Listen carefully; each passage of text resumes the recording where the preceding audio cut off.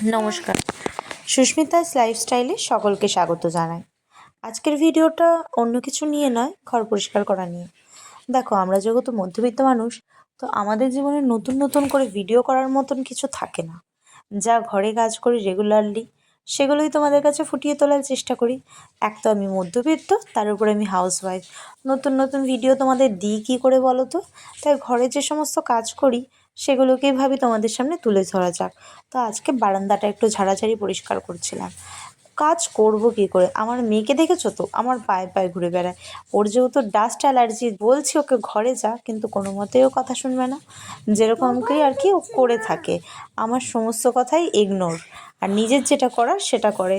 তাই কোনো মতে তাড়াতাড়ি করে আমি বারান্দাটা ঝাড়পোছ করে নিলাম এবং ভাবলাম যে বারান্দাটা একটু কিছু চেঞ্জেস করতে হবে। মানে বেশি দিন একরকম জিনিস না আমার ছোটোর থেকেই পছন্দ না। একটু জিনিস যদি ওদিক ওদিক না করি তো আমার যেন ভালো লাগে না, মনে হয় যেন সব কিছু একদম বোরিং হয়ে গেছে। তো কী করা যায় সেইভাবেতে আমি ভাবছিলাম, এবং যা ভাবা তাই কাজ। তো ভাবলাম বারান্দাটা একটু গোছগাছ করে নিই সুন্দর করে। আর আমি তো ভালো আছি, তোমরা সবাই কেমন আছো সবাই কমেন্ট বক্সে জানিও। যারা আমার ভিডিও দেখো তাদেরকে আমি খুব খুব ধন্যবাদ জানাই, কারণ কমেন্ট করো বা না করো, এই যে আমার ধৈর্য ধরে আমার বোরিং ভিডিওগুলোকে তোমরা দেখো, এটাই আমার কাছে বিশাল ব্যাপার। এর থেকে বেশি কিছু মানে আমি চাই না, আরও আশাও। দেখো, আমি একটা জিনিস মনে করি, সেটা হলো এটা যে পৃথিবীতে দু ধরনের মানুষ হয়। একটা মানুষ হলো এইরকম, যার প্লেটে সব রকম খাবার দিয়ে ভরা থাকে বা সাজানো থাকে বলতে পারো। আর আরেক রকমের মানুষ হলো যাদের প্লেটে কিছুই থাকে না, মানে তাদেরকে জোর করে সমস্ত কিছু সাজিয়ে নিতে হয়। আর আমরা মধ্যবিত্তরা হলাম সেই 2 নম্বর মানুষরা, যারা আর কি প্লেটের মধ্যে জবরদস্তি করে সব কিছু আনার চিন্তা। প্লেট বলতে নিজেদের জীবনে।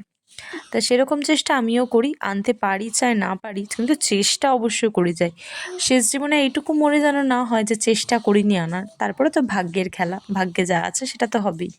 তা মেয়েকে পড়াতে বসাই আমি সকালবেলাতে, কারণ বিকেলে পড়াতে বসাবো এটা আমার সাধ্যি নেই। বিকেলবেলাতে যেহেতু ওর বাবা ঢুকে যায় কাজ থেকে বাড়ি তাড়াতাড়ি, তো মেয়ে বাবা ঢুকে গেলে বাবাকে দেখলে আর বাবা মেয়েকে দেখলে উফ, দুজনের ভালোবাসায় আর কি বলবো, পড়াশোনাটার মাঝখান থেকে হয় না। তো সেই জন্য আমি ছেলেকে স্কুলে টুলে পাঠিয়ে সমস্ত কাজ ঝটাফট সেরে নিয়ে ভাবি আগে ওকে পড়িয়ে নিই। পড়ানোর পরে স্নান টান করিয়ে খাইয়ে দাইয়ে তারপর আমি স্নানে যাই। যেহেতু সকালবেলা আমার একবার স্নান করে পুজো দেওয়া হয়ে যায়, তাই দুপুরে স্নানটা নিয়ে অত চাপ থাকে না। সেটা 3টে 4টের সময় হলেও কোনো ক্ষতি নেই। মেয়ের বয়স আমার 3 বছর। এই বছরই ভেবেছিলাম স্কুলে ভর্তি করব, কিন্তু তারপর ভাবলাম না, যেহেতু ও প্রচণ্ড শ্বাসকষ্টে ভোগে বা ঠান্ডার রোগ আছে বলতে পারো, তো সেই কারণে অসুস্থ থাকার দরুন হয়তো বেশি দিন স্কুল করতেই পারবে না, এবং এখন স্কুলে দেওয়া মানে ওর চাপও হয়ে যেতে পারে। ছেলেকে অবশ্য 3 বছর বয়সে স্কুলে দিয়েছিলাম, কিন্তু মেয়ে একদম লাডলি তৈরি হয়েছে, তাই মেয়ের ক্ষেত্রে সমস্ত নিয়মই আলাদা রকম হয়ে যায়, জানি না কেন। তো ওকে স্কুলে এবছর ভর্তি করিনি, ইচ্ছা আছে সামনের বছর ভর্তি করব, দেখা যাক। তো টিউশনও দিয়েছিলাম, কিন্তু মেয়ে আমার টিউশন পড়তে যাবে না, কান্না, ঘরে আমার কাছে পড়বে। দেখো, লোকের ছেলে মেয়েদের কথা শুনি যে সবাই ছেলে মেয়ে নাকি টিউশনে পড়ে, ঘরে পড়ে না, আর আমার ছেলে মেয়েদের আমি দেখি ঘরে পড়তে চাই, টিউশন যেতে চায় না।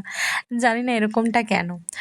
যাই হোক, যা হয় ভালোর জন্য হয়। ঘরে যেহেতু আমার কাছে পড়ে, তাই আমি কোনো রকম ইয়ে করি না, ভালোই হয়েছে।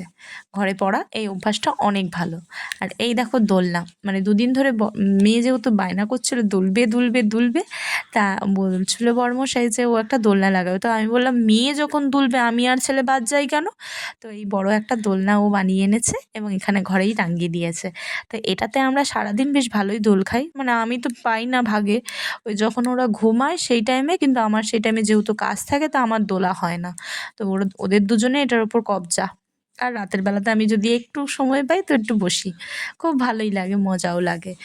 আর কি বলবো তোমাদেরকে, এই ভিডিওটা ধৈর্য ধরে দেখার জন্য অনেক ধন্যবাদ থাকবে, দেখার জন্য খুব ধন্যবাদ তোমাদেরকে। টাটা, ভিডিওটা এখানেই শেষ করছি, দেখা হচ্ছে নেক্সট ভিডিও।